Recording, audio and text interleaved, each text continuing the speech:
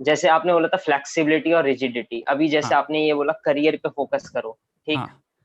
तो अब मैं यहाँ पर इन चीजों को ट्राई करूं, मतलब फ्लेक्सिबल बनना है या नहीं इस फील्ड में। फ्लेक्सिबल करियर को तब तक रिजिड रहो, मैं कहूंगा। वेरी ब्यूटीफुल क्वेश्चन भाई, आई लव यू। पहली चीज तो ठीक है, क्या क्वेश्चन पूछा। फ्लेक्सिबिलिटी और रिजिडिटी भी मैं बता रहा हूँ।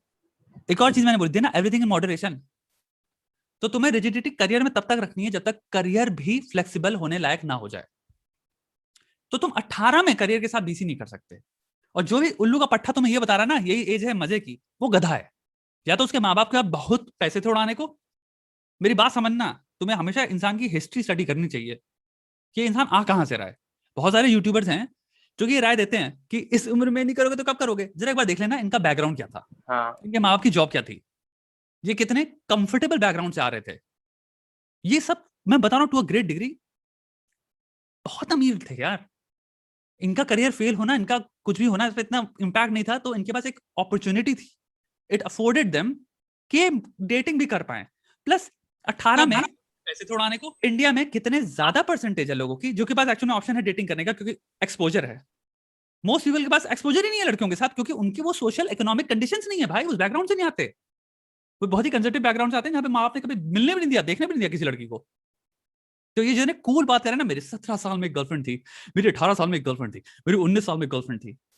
भाई किसी की रियलिटी नहीं थी हम में से, जो तुमसे थोड़े से नीचे तबके के लोग हैं। रियलिटीज डिफरेंट हैं लोगों की। 80 से 70% मैं कहूंगा भारतीयों को एक्चुअल में गर्लफ्रेंड स्ट्रिक्टली ऑनलाइन ढूंढनी पड़ती है, अजनबियों से, हाय हाय लिख के। क्योंकि हमारी रियलिटी डिफरेंट है भाई, सोशो इकोनॉमिक रियलिटी। तो मैं ये कहूंगा भाई, अपनी रियलिटी पे ज्यादा नमन करो।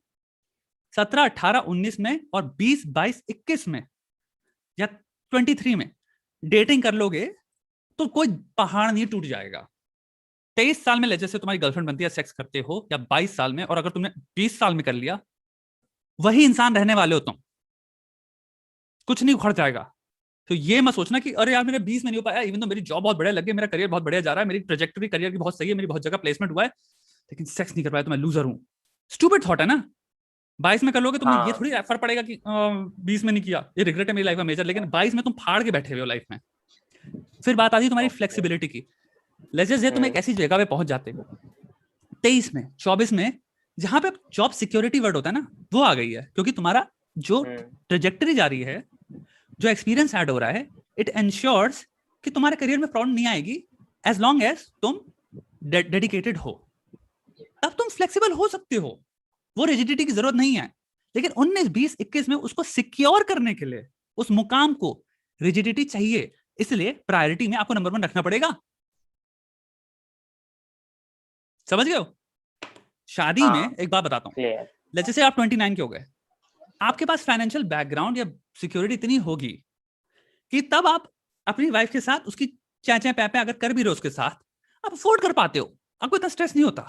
मेरी बात समझना, उसकी प्रायोरिटीज को भी इतने ऊपर रख पाते हो, या अपनी प्रायोरिटीज को उधर ऊपर रख पाते हो, या फिर आप चेंज कर पाते हो। वो फ्लेक्सिबिलिटी अफोर्ड होती है बिकॉज ऑफ फाइनेंशियल स्टेबिलिटी दोस्त। That is not your number 1 priority. मैं अपनी लाइफ में, अब मेरे जितने भी फ्रेंड्स हैं, because 31, they are all like achievers actually. कोई तुम्हारी पीडियाट्रिशियन है मेरी फ्रेंड, कोई ये है, कोई वो है। They are all crazy career oriented people. But at 30, this is an age, believe it or not, वो सब अपने करियर को पीछे रख रहे हैं। Because the maximum they could have achieved, जिससे वो कहते हैं उनको हैप्पीनेस इंडेक्स में खुशी मिल रही है, they have reached there. By 30 you will be at a place जहां पे तुम कह सकते हो कि I am at a very good place. Now I genuinely want to focus on, let's just say, family. I genuinely want to focus on maybe completely different aspects of life. आप जिंदगी भर घोड़े की तरह काम क्यों करना चाहोगे। तो फ्लेक्सिबिलिटी वहां पे आती है, it's about phases of life.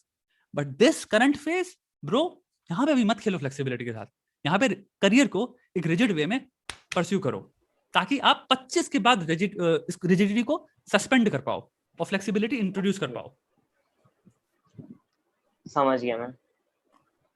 Thank you यार, आपकी मैंने बुक भी पढ़ी थी, द थैंक यू रूडेस्ट यार, man. Thank you very much. मैं तो लास्ट चीज ये कहूंगा दोस्त, देखो, इफ यू डू वेल आज, if you don't do well just say, ये लास्ट चीज है मेरा। सोशल इकोनॉमिक की बात करी ना मैंने, जिस फियर्स में तुम फंसे होगे सोशल इकोनॉमिक, अगर तुम if you don't do well, You will meet only a certain type of people and they will always be limited. But if you do well, you ascend in hierarchies. ये बात मैंने दूसरी videos में करी भी है. You meet new people constantly, क्योंकि आपको नई नई जगहों पे जाने को मिल रहा है. आप ऊपर चढ़ जा रहे हो, आपको एक नए क्लास के लोग मिलते हैं. सडनली तुम्हारे पास अपॉर्चुनिटी आ रही है, एक जॉब तुम्हारे को ऑफर आ रहा है सैन फ्रांसिस्को में या फिर जापान में या फिर कोरिया में या फिर ये में. क्या मतलब हुआ? For the first time you can actually date a Japanese girl, जो कि अगर तुम अपनी लाइफ में कभी कुछ नहीं करते हो, इन द सेंस बहुत ही मीडियोकर वे में तुम करते हो, क्योंकि तुमने अपने 20 में रिलेशनशिप में सब कुछ दे दिया था, जिसकी वजह से तुम परफॉर्म नहीं कर पाए, जिसकी वजह से तुम्हारा इंटरेस्ट भी खत्म हो गया तुम्हारे करियर में. तुम अब जॉब कर रहे हो लेट्स जस्ट से 40,000 की, you will forever be stuck there ना. एक रेडियस ड्रॉ करके जो डायमीटर तुम सिंपल वो बनाओगे, सॉरी सर्कमफेरेंस, तुम उसमें फंस गए ना. बट अगर लेट्स से तुम्हारी अपॉर्चुनिटीज बढ़े, तुम कितने लोग हैं यूएसए में, मेरे कितने फ्रेंड्स इस वक्त यूएसए में बैठे, उनको भी इंडियंस ही मिलना है. बट वो इंडियंस कहां से मिलना है? वही है ना जो इंडिया से वो चीज तोड़ के अब वहां पहुंचे हैं. They're also dating other people, उन्होंने अमेरिकन को भी डेट किया. आपकी लाइफ का एक्सपोजर बढ़ा ना. वो क्या था? What was the financial backbone of that fucking rigidity starting में, जिसने इंश्योर किया कि आपको हम प्रोपेल करेंगे to different parts of the world. करो एक्सप्लोर, करो डेट जिसको करना है, find better partners for yourself. But उसके लिए एक्सपोजर चाहिए. एक्सपोजर को जेट जो चाहिए ना, जो वो तुम्हें प्रोपेल करेगा ऊपर. जेट फ्यूल है तुम्हारा करियर, तुम्हारी स्किल लेवल, कितना फाड़ के बैठे हो.